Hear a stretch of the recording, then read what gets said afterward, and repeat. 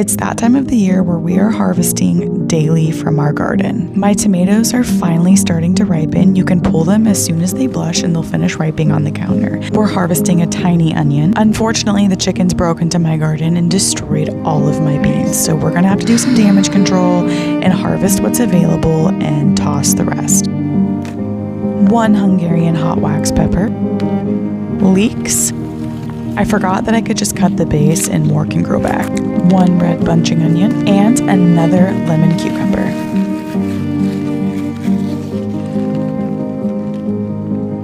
And parsley. I think I'm gonna make a green all-purpose sauce. Lastly, 1 gladiolus. I am obsessed with these flowers. I plan on growing a considerable amount more next year. So pretty.